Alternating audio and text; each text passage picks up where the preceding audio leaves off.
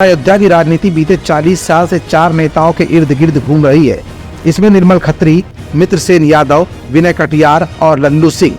विनय कटियार 3 बार, मित्रसेन यादव 3 बार, निर्मल खत्री 2 बार, लल्लू सिंह यादव 2 बार सांसद रह चुके हैं। राम है तो मर्यादा है, राम जीवन के सार है, राम समृद्धि है, चुनावी माहौल में रोमांच भी। ये सभी तत्व रामनगरी के चुनावी मैदान को रोमांचक बना रहे हैं। भारतीय जनता पार्टी के साथ विपक्षी गठबंधन इंडिया की मोर्चेबंदी है तो बहुजन समाज पार्टी की रणनीति भी चुनावी रंगत निखार रही है। पूरे देश के लोग ये जानने के लिए उत्सुक है कि राम मंदिर में रामलला की प्राण प्रतिष्ठा के बाद अयोध्या यानी फैजाबाद लोकसभा में चुनावी माहौल कैसा है। रामलला अब यहाँ मुद्दा रहे या नहीं?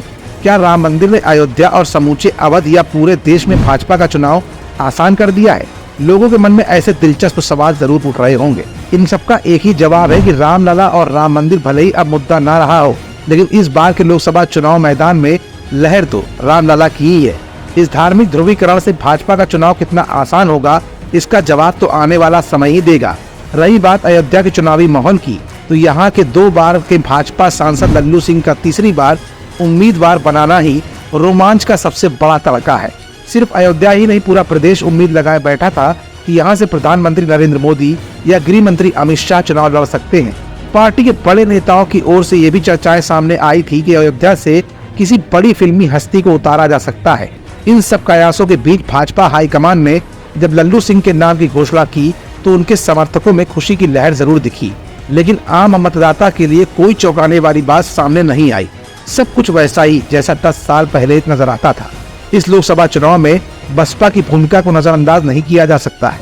विपक्षी गठबंधन में शामिल न होकर बसपा क्या राजनीतिक गुल खिलाएगी, कोई भी नहीं जानता।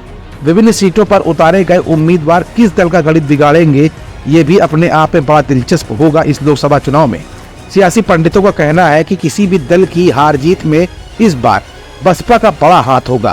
फैजाबाद लोकसभा में बसपा उम्मीदवार पार्टी का कैडर वोट हासिल करके किसी न किसी का नुकसान तो करेंगे ही।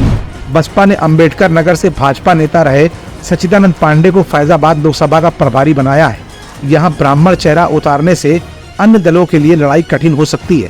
फिलहाल 40 सालों से 4 नामों के बीच लोकसभा सीट अयोध्या इस बार इसलिए काफी रोमांचक होने वाली है क्योंकि न पक्ष और न विपक्ष के साथ जाकर मायावती ने जो स्टैंड लिया और उसके अलावा जिस तरह से मायावती ने यहाँ पर सच्चिदानंद पांडे को उतारकर ब्राह्मण वोटों में सेंधमारी की है, उससे दलित और ब्राह्मणों के बीच बंटने वाले वोटों के ध्रुवीकरण से किस दल का फायदा और किस दल का सियासी नुकसान होगा, ये तो कहा नहीं जा सकता।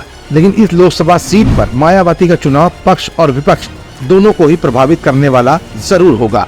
एसकेडी न्यूज के लिए शिखर गौतम के साथ तुषार शर्मा की रिपोर्ट।